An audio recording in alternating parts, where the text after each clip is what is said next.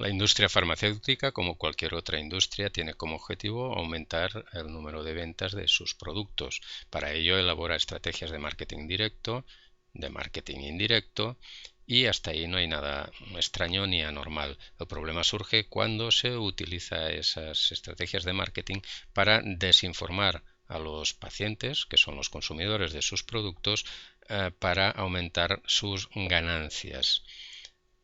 El marketing directo, cuya figura más conocida es la del visitador médico, ha ido perdiendo impacto a través de los años en la decisión de los profesionales. Por ello, Farmaindustria hace tiempo también que trabaja el marketing indirecto en diversas estrategias. Una de ellas es la publicidad directa al consumidor, haciendo reuniones con pacientes, asociaciones de pacientes y asesorándoles o desinformándoles sobre qué es más idóneo para su caso o para su enfermedad.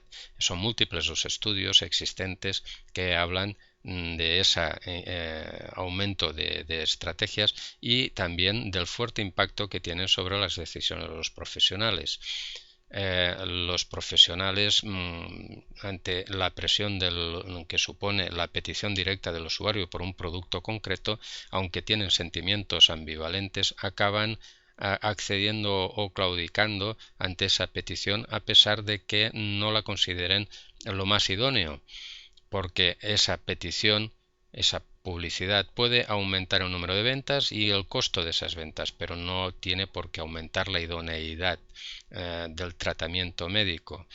De ahí esa ambivalencia, pero también por ciertas cuestiones que van con la profesión médica, acabe claudicando ante la misma o enfrentándose desagradablemente con el paciente. El grupo del medicamento de la Sociedad Valenciana de Medicina Familiar y Comunitaria se hizo eco de una de esas campañas publicitarias el 28 de marzo del 2013. Diversas asociaciones, que como podemos ver son bastantes, unidas en una plataforma única, realizan esta campaña informativa o desinformativa, como se quiera ver, patrocinada por Farmaindustria. En ella se distribuyó un folleto en la que participó también alguna asociación profesional. Y eso ya es un poco más grave, puesto que hay puntos muy discutibles, como vamos a ver. Ese folleto informaba sobre 13 puntos y una nota a pie de página muy evidente que tiene importancia, como veremos al final. Los puntos discutibles empiezan en el número 5. ¿Cómo se hace un medicamento? En el mismo se afirma que se tarda entre 10 y 12 años de investigación en elaborar un nuevo producto y cuesta unos 800 millones de media cada uno de esos nuevos productos, dándose la idea de que es una industria que invierte mucho en investigación y justifica los altos precios de los nuevos fármacos, y que también es un grupo empresarial que apuesta fuerte por la innovación. Lo de los 800 millones, cifra mágica que ha calado hondo en los conocimientos de los médicos, surge de un trabajo realizado o publicado en el 2003 en el Journal of Health Economics, realizado y dirigido por Joseph DiMasi. Pero hay estudios independientes y fiables que demuestran que la cosa no está tan clara o no se ajusta demasiado a la realidad. Después de sustraer las ayudas oficiales de fundaciones, etcétera, parece que la cifra más real está unas 18 veces por debajo. Es decir, que el coste medio más ajustado a la realidad estaría cerca de los 43 millones de dólares. Por otra parte, si el otro objetivo es dar una imagen de empresa investigadora que apuesta muy fuerte por la innovación, pues también es algo discutible, puesto que, como vemos, los gastos de promoción son casi el doble que los gastos en investigación y desarrollo. Esta cifra de investigación y desarrollo, que parece muy alta si lo comparamos con las raquíticas inversiones del sector privado español, se equiparan mucho más a las de otros sectores industriales y productivos de otros países que dedican más a la investigación. Podemos decir que no es tan cierto que sean tan innovadores, también por otro detalle, porque muchos de los medicamentos que surgen son los llamados Me Too, que son meras copias. el gasto es importantísimo y sobrepasa al de otros medicamentos que sí aportan novedades. Y recordemos que tienen un muy menor coste de producción, ya que no llevan incorporados los de la investigación. La investigación ya está hecha y, como vemos, son muchos. Atendiendo a, según el criterio de la revista prestigiosa francesa Prescribir, en los últimos 10 años, haciendo un análisis de los productos a los que se les dio licencia, tenían justificada su aprobación menos del 30% y no tendrían justificada esa aprobación el 66%, y hay un 14%, casi un 15% que no es aceptable bajo ningún concepto la aprobación y la licencia de ese producto. Es decir, como resumen, menos del 30% de los nuevos medicamentos introducidos en el mercado tendrían una justificada su aprobación. El segundo punto a discutir es el que hace referencia a la biodisponibilidad. El folleto utiliza el concepto de biodisponibilidad en lugar de utilizar el de bioequivalencia, que sería el más correcto. La biodisponibilidad hace referencia a un concepto farmacocinético, que es la cantidad de medicamento que el cuerpo absorbe y la velocidad con que llega al lugar donde tiene que hacer su función curativa. Se admite una variación del 20% por arriba o por abajo de esa biodisponibilidad. Pero esto está en la raíz de la falsa creencia de muchas personas en que los genéricos tienen un 20% menos de dosis que los productos de marca. Pero no solamente es la gente lega en la materia, sino que hasta un 20% de los profesionales tienen esa falsa creencia. Por tanto, el error por desinformación es muy grave.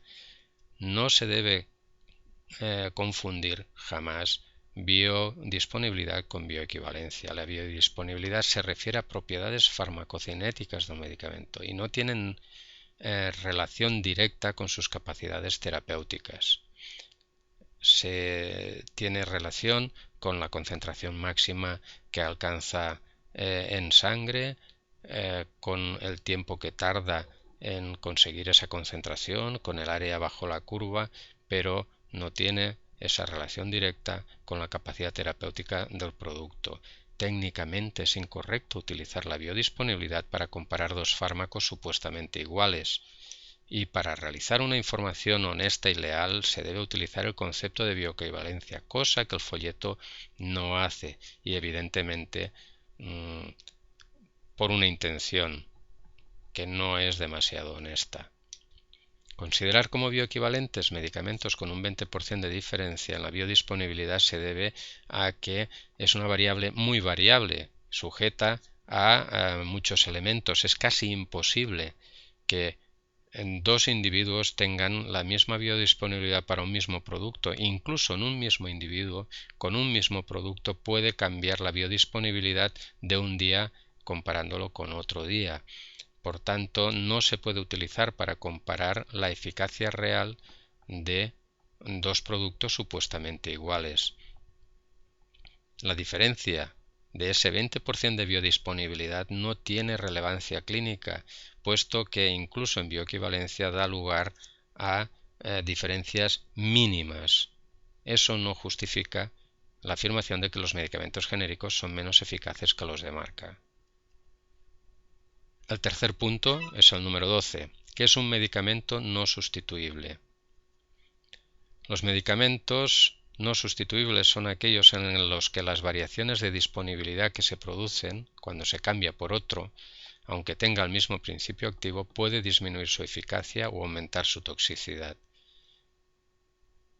Y por ello se debe recetar siempre ese fármaco. No puede ser sustituido por otro, incluso por la misma molécula, si esa variación viene derivada de la forma de aplicación. No se recomienda, por tanto, tampoco intercambios con genéricos de distinto fabricante. Pero ese concepto de medicamento no sustituible se introdujo en la Ley de garantías y uso racional de los medicamentos y productos sanitarios como una excepción y a tener en cuenta solamente en 3 circunstancias. El folleto oculta que son muy pocos los productos sujetos a esa excepción y puede hacer entender que la excepción es la norma. Oculta que son menos de 20 medicamentos los que entran dentro de estas condiciones y muchos de ellos son de uso muy limitado.